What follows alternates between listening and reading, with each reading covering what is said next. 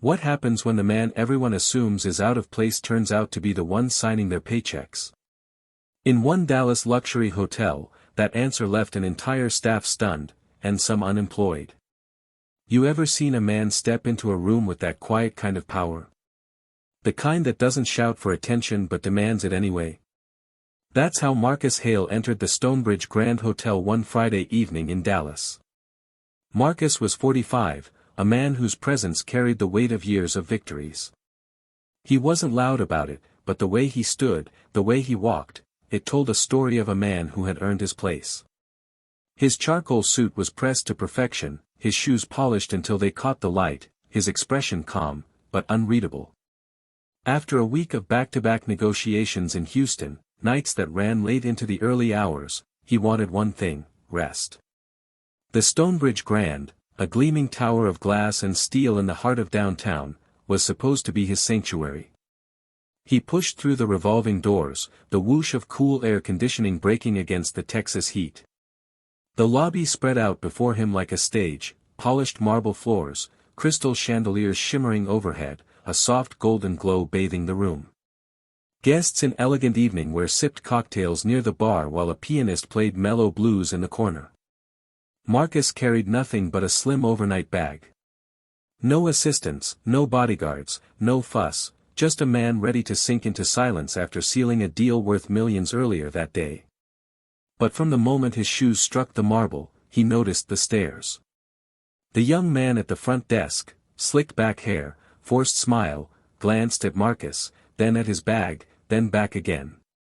His gaze narrowed, subtle but sharp, the kind that said, "Are you sure you're supposed to be here?" Marcus caught the look.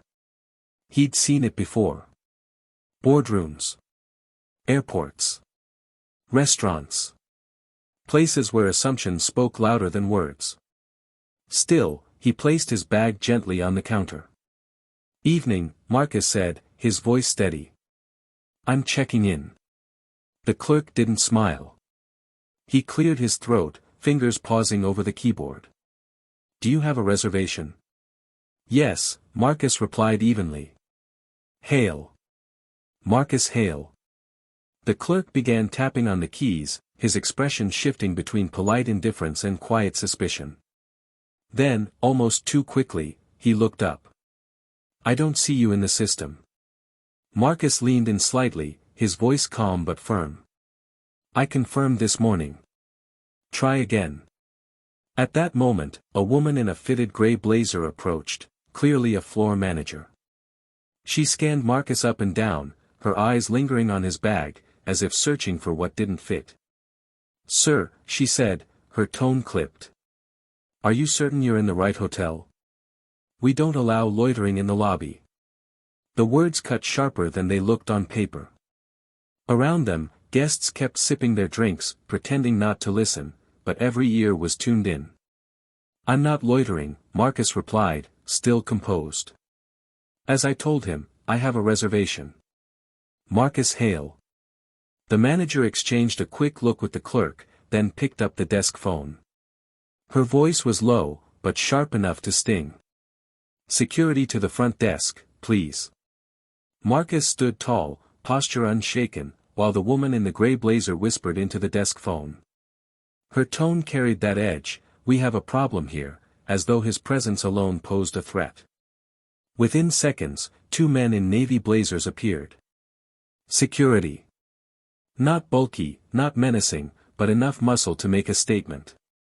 One was younger, sharp jawline, eager in his stride. The other was older, slower, with the kind of face that said, "I've done this too many times." They approached Marcus, stopping just close enough to box him in. Guests at the bar began turning subtly in their seats, conversations dipping. The pianist's hands slowed over the keys, unsure whether to keep playing.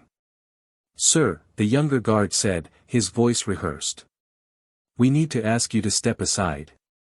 Marcus didn't flinch. "On what grounds?" The manager crossed her arms. "You don't have a reservation. You're trespassing." Marcus tilted his head, studying her. Calm, still. But behind his eyes, there was steel. "I told you." My name is Marcus Hale. I booked the presidential suite this morning. The clerk, still hiding behind the counter, muttered under his breath but loud enough to catch. Presidential suite? Right. A faint chuckle, dismissive. Marcus' jaw tightened, but his voice stayed level. You'd be wise not to assume. The older security guard stepped forward, lowering his tone. Look, sir, this doesn't have to get difficult. We'll escort you outside, and you can sort this out elsewhere. For a moment, Marcus said nothing. He simply looked around, at the sparkling chandeliers, the polished marble floors, the hushed crowd pretending not to watch. Then he turned back to the manager. Do you always treat your guests like this? Her lips pressed into a thin line. You're not a guest. And that was the moment. That unshakable certainty in her tone, born not from evidence, not from fact, but from bias. Marcus exhaled slowly, reached into his jacket pocket, and pulled out a slim leather wallet. He placed a black card on the counter, its platinum lettering catching the light. Run this, he said, his voice a quiet command. The clerk hesitated, eyes flicking to the manager. She gave the faintest nod, her confidence wavering for the first time. The card slid across the desk, and the clerk swiped it. The terminal beeped. Approved. Instantly. The clerk's face drained of color. He glanced at the screen again, then at the card, then back at Marcus as if suddenly realizing he'd made a grave mistake. Marcus retrieved the card smoothly, sliding it back into his wallet. Now, he said evenly. Shall we try again? But before the clerk could speak, a new voice cut through the tension, a deeper, commanding tone that carried authority. What's going on here? The crowd shifted. From the far side of the lobby, a tall man in a navy three-piece suit strode toward them. Salt and pepper hair, polished shoes, and an aura of practiced charm.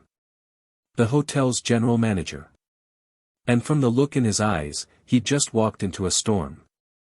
The lobby seemed to pause as the general manager approached, his stride steady, his expression carrying the weight of authority. Staff straightened their postures, and even the security guards shifted slightly, as if suddenly aware of their audience. Mr. Hale, is it? The manager asked, extending his hand. His voice was warm, polished, used to diffusing tension. Marcus looked at the outstretched hand, then at the faces around him, the clerk, the woman in the gray blazer, the guards still hovering close. He let the silence hang before finally shaking the man's hand. Yes. Marcus Hale. I reserved the presidential suite. The general manager glanced at the front desk clerk. Check again. The clerk fumbled at the keyboard, his earlier smugness replaced with nervous urgency. The screen flickered, data scrolling. Then his eyes froze. His throat bobbed as he swallowed hard. It's here, he muttered. Marcus Hale. Presidential suite. Confirmed this morning. The woman in the gray blazer stiffened, her arms slowly uncrossing. The younger security guard took a cautious step back. The older one rubbed his jaw, suddenly finding the marble floor very interesting. Marcus' expression didn't change. He simply watched them, quiet, steady, forcing them to sit in their own discomfort. The general manager cleared his throat. Mr. Hale, I must deeply apologize for this misunderstanding. It appears there's been some confusion. Marcus arched a brow. Confusion. The word hung heavy, sharp with irony. The manager tried again, his smile tight. My staff made a mistake. It won't happen again. Marcus tilted his head slightly, studying him. The man's voice was smooth, but Marcus could see it, the way his eyes darted, the slight sheen of sweat at his temples. He wasn't just apologizing. He was covering. Tell me, Marcus said softly, his voice carrying more weight than raised volume ever could. How often do these mistakes happen here? The question hit like a dropped stone in water. The silence that followed wasn't just awkward, it was accusing. Guests at nearby tables lowered their glasses, pretending not to listen, but every ear was burning. The general manager shifted uncomfortably. We pride ourselves on our service, Mr. Hale. This is an anomaly. Marcus let the word linger. Anomaly. His eyes swept the faces in front of him, the clerk, pale and shaken, the manager, suddenly unsure of her footing, the guards, avoiding his gaze. He'd seen this before. Different places, same story. The disbelief. The suspicion. The assumptions. But tonight, they'd chosen the wrong man. Marcus straightened, his voice cutting clean through the air. I think I'll take that suite now. The general manager nodded quickly, almost bowing. Of course. Immediately. Please, allow us to make this right. But Marcus wasn't finished. Not even close. Because what none of them realized, yet, was that Marcus Hale wasn't just a guest. He was their boss. The general manager snapped his fingers at the clerk. Get Mr. Hale's keys. Now. The clerk scrambled, fumbling with the keyboard until a plastic keycard slid from the printer. His hands shook as he slid it into a leather sleeve and extended it across the counter. Marcus didn't take it. Instead, he looked at the card, then at the trembling hand holding it. His silence weighed heavier than anger. Finally, he spoke. You seem nervous. Why is that? The clerk stammered, I didn't realize. Didn't realize what? Marcus pressed, his voice still even, but cutting like glass. The woman in the gray blazer shifted uncomfortably, stepping forward as if to redirect. Mr. Hale, again, our deepest apologies. We'll ensure your stay is flawless. Marcus turned his gaze on her, slow and deliberate. You called security on me. Her lips parted, but no words came out. Her eyes darted, searching for a defense, but finding none. Marcus let the silence hang, then finally plucked the keycard from the clerk's hand. He tucked it into his pocket, then reached again into his jacket, not for his wallet this time, but for a slim leather portfolio. He placed it flat on the counter. The embossed logo on the cover caught the light, Stonebridge Holdings Incorporated. The general manager's face paled. Marcus opened it with practiced ease, sliding out a set of documents, neatly clipped. Perhaps you missed the memo, he said quietly. But 3 months ago, my firm finalized the acquisition of this property. He paused, letting the words sink in. Which means this hotel, every chandelier, every marble tile, every paycheck, belongs to Stonebridge Holdings. He looked up, his gaze sharp, locking eyes with the general manager. And I, Marcus added, am Stonebridge Holdings. The silence that followed wasn't awkward. It was suffocating. The general manager's lips parted, but no sound came out. The clerk's face went white. The woman in gray seemed frozen in place, her confidence shattered.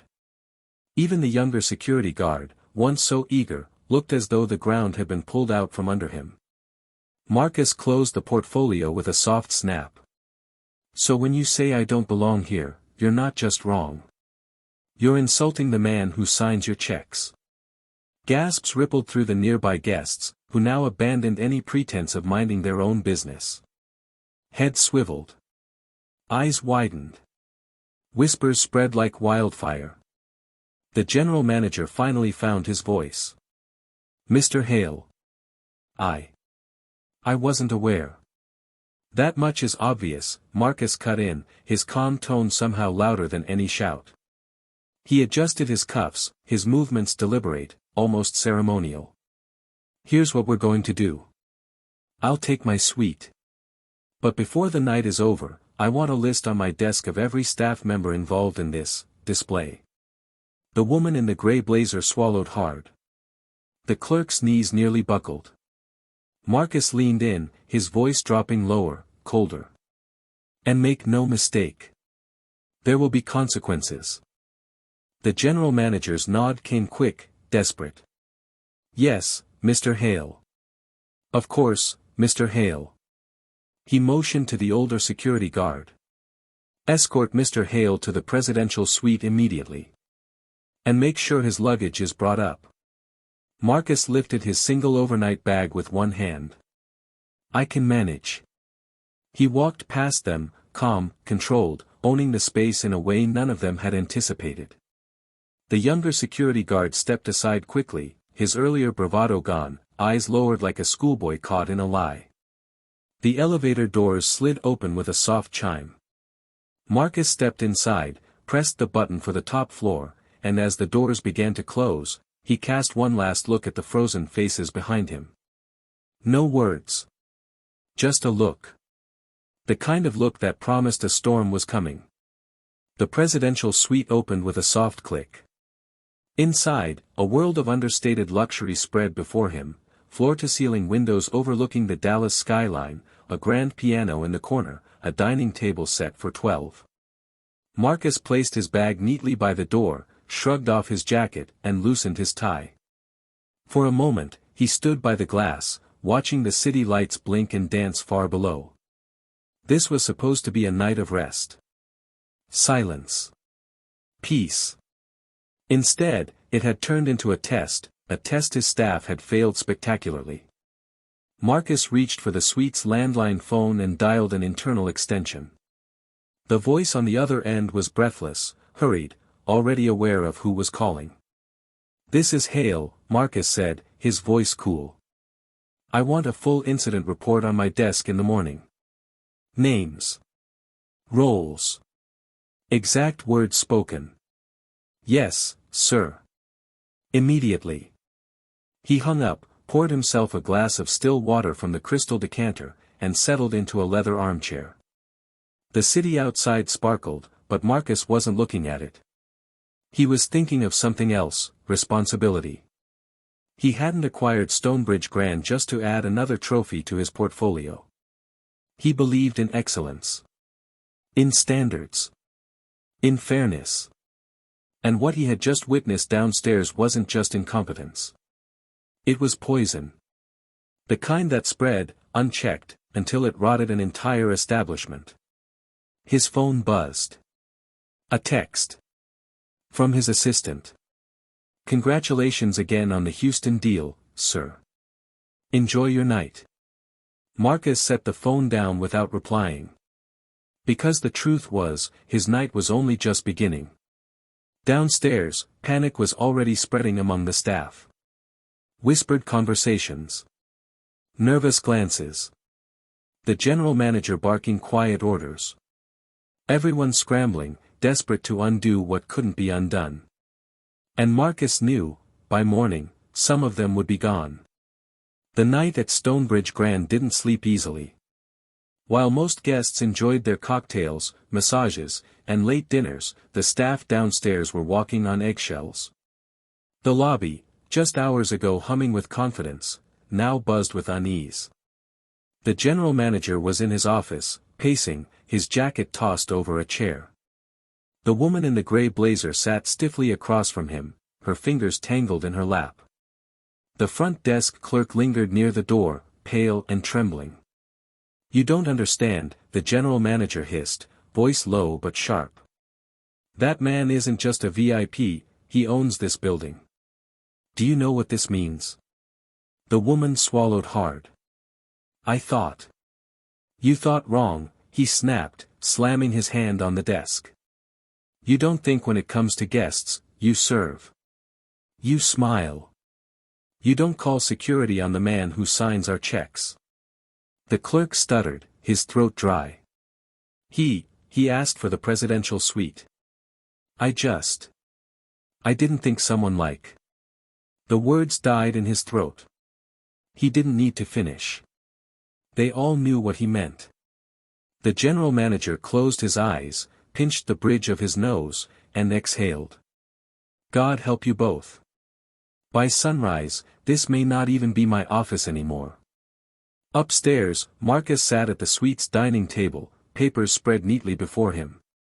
Not contracts, not financial reports, but a notebook, where he jotted down observations. Behavior under pressure. Tone of voice. Immediate instincts. He wrote down every detail he remembered from the lobby, word for word. Not out of pettiness, but precision. To Marcus, this wasn't just about humiliation. It was about culture. He had built his empire on one rule: how people treat those they think they don't need reveals everything about them. His pen scratched across the page. Names. Roles. Actions. Consequences. A knock at the suite door broke the silence. Marcus set down the pen, rose, and opened the door. The general manager stood there, flanked by the woman in the gray blazer. Their smiles were thin, brittle, stretched tight like glass about to shatter. "Mr. Hale," the general manager began, his voice a mix of fear and forced charm. We wanted to personally extend our apologies for what happened downstairs. It was unacceptable." Marcus studied them in silence, letting the weight of the pause drag on. Then, slowly, he stepped aside. "Come in." They entered cautiously, as though walking into a courtroom where the verdict was already written. Marcus returned to the head of the table, gesturing lightly to the two chairs opposite him. They sat, stiff-backed, hands clasped nervously in their laps. Marcus leaned forward, his hands folded. "Tell me," he said quietly. "Why should I trust either of you to continue running my hotel?" The color drained from both their faces. The general manager shifted in his seat, adjusting his tie even though it was already perfectly straight. His mouth opened, then closed again, words failing him under Marcus's steady gaze. Finally, he found his voice. "Mr. Hale, I've been with this hotel for 12 years. My record speaks for itself. Tonight was an isolated incident. A lapse in judgment by my staff." Marcus didn't blink. "You were standing right there. You saw me being dismissed. You heard your manager call security. And you did nothing until I pulled out proof of who I was." The room went still. The woman in the gray blazer swallowed hard, then leaned forward slightly. "Mr. Hale, with all due respect, our priority is always the comfort and safety of our guests. When we saw you, we simply—" Marcus raised a hand, cutting her off with quiet precision. "When you saw me what?" Her voice faltered. Her eyes flicked down to the polished table, avoiding his. "That's what I thought," Marcus said, his tone colder now. He turned back to the general manager. "You want me to believe this was a lapse in judgment. But I've learned something in my years of business: pressure doesn't create character. It reveals it. Tonight, I saw exactly who you are." The general manager's lips trembled, his practiced composure unraveling. "Please, Mr. Hale, give us a chance to make this right. We'll do anything. Complimentary stays, personal service." Marcus leaned back in his chair, his voice slicing through the desperate words. "Do you think I care about free wine and turn-down service? This isn't about perks. It's about principle. About dignity. About whether my investment, the Stonebridge Grand, reflects the values I built my empire on." Silence followed. Thick. Heavy. Suffocating. The woman tried again, her voice barely above a whisper. I made a mistake. Please. Don't end my career over one mistake." Marcus let her words hang, his eyes sharp, unwavering. "One mistake can be corrected. But what I witnessed tonight wasn't a mistake. It was instinct. The instinct to assume the worst. To treat someone as less. That's not just a mistake, it's a disease. And I don't allow disease in my companies." Both of them went pale, their futures hanging in the air like a blade waiting to drop. Marcus stood, the quiet scrape of his chair against the floor echoing like a gavel. He walked to the window, hands clasped behind his back, staring at the city lights below. Without turning, he spoke. "By morning, you'll both submit your resignations. Effective immediately. The words landed like a verdict. Final. Irreversible. The general manager's mouth opened in protest, but nothing came out. The woman looked as if her entire world had just caved in. Marcus finally turned back, his expression calm but merciless. You thought I didn't belong here. But the truth is, you don't. The general manager and the woman in the gray blazer sat frozen, their faces pale as stone. Marcus's words weren't loud, but they were final. He stepped toward the door and opened it, his hand resting lightly on the handle. You can see yourselves out. Neither of them moved at first. It was as if their bodies refused to accept the end.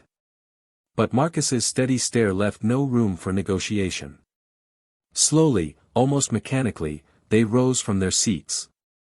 The general manager tried to salvage a shred of dignity, straightening his jacket as he walked past. The woman kept her eyes low, her breaths shallow. The door closed softly behind them, but the silence that followed was thunderous. Downstairs, whispers were spreading like fire. Staff huddled in corners, murmuring nervously. The front desk clerk, the one who had smirked at Marcus, sat stiffly at his station, hands trembling as he tried to type. Every time a guest approached, his smile faltered, his eyes darting toward the elevator. Did you hear? One housekeeper whispered to another in the service hallway. That man, he owns the hotel. You're kidding. I swear. The GM's face went white as a sheet. I heard he's cleaning house tonight. The words carried, twisting, reshaping, until by the time they reached the kitchen staff, the story had turned mythic. He's a billionaire. Bought the place just to test the staff. Anyone who failed is out. Whether it was true or not didn't matter. Fear had taken root. Upstairs, Marcus sat back down at the dining table. He poured another glass of water, his movements calm, measured. He wasn't angry, not anymore. Anger was fleeting. But principle? Principle demanded permanence. A knock sounded again at his suite door. Marcus didn't rush to answer. He finished his sip, placed the glass down, and then walked to the door. This time, it wasn't the GM. It was the older security guard, the one who had kept quiet in the lobby. Mr. Hale, the guard said, his voice steady but humble. I just wanted to apologize for earlier. I should have spoken up. Marcus studied him carefully. The man wasn't groveling. He wasn't making excuses. Just stating a truth, plain and simple. You stayed quiet, Marcus said. Why? The guard hesitated. Because I've seen what happens when someone steps between a manager and a guest. People lose jobs. I couldn't afford to risk mine. But that doesn't make it right. Marcus nodded slowly. What's your name? Derek. Marcus extended his hand. Thank you for your honesty, Derek. Men like you still have a place here. Relief flickered across Derek's face as he shook Marcus's hand. Then he bowed his head slightly before stepping back into the hallway. Marcus closed the door, his decision already forming. Not everyone would be leaving the hotel in disgrace tonight. Some would stay. Some would rise. And by morning, the Stonebridge Grand would no longer be the same. The boy's vision cleared slowly as he stumbled into what looked like a different version of his own house. The walls were the same layout, but they pulsed with dark veins running along the wallpaper. The furniture looked distorted, like it had melted and hardened again, frozen mid-drip. The air smelled of rot and damp earth, even though he was standing inside. Every window was blacked out, swallowing light before it could touch the floor. From deeper inside came a faint humming, like a lullaby, but wrong. It was his mother's voice. Baby boy, come to mama. His heart lurched. His mother had been dead for years. He turned a corner and saw her. Or rather, a shadow in her shape. Her body flickered like an old film reel, her face warping every second between familiar and monstrous. She held her arms open, her voice dripping honey and venom. "Stay here with me forever. Don't go back. Don't let him find you." The boy's hands trembled. He wanted to run, but his legs were lead. Then, from the floorboards, a mass of hands began to crawl out, grabbing at his ankles. Cold. Clammy. Dead hands. He tore himself free, screaming, and bolted down the twisted hallway. The house groaned as if it were alive, each step pulling him deeper into the nightmare. And then, at the very end of the hall, he saw it. A door. The only one glowing faintly with pale, silver light. But between him and that door, the figure of the man in the shadows stood waiting. Still. Silent. His eyes glowing faint white in the dark. The boy froze. His chest heaved. His mind screamed. The man raised a finger to his lips. Shoo. And every light in the house went out. Darkness swallowed everything. The boy couldn't see, couldn't breathe. All he could hear was his heartbeat, loud, frantic, thundering like war drums in his ears. Then, a whisper. So close it felt like it was inside his head. "You don't belong here." The boy spun, but there was nothing. Just black. The air pressed against him, heavy, suffocating. Suddenly, the floor beneath him split open, glowing with cracks of red light, like molten lava beneath the wood. From the fissures, the hands returned, hundreds of them, clawing, pulling, dragging him downward. He screamed and thrashed, his nails tearing against the floorboards.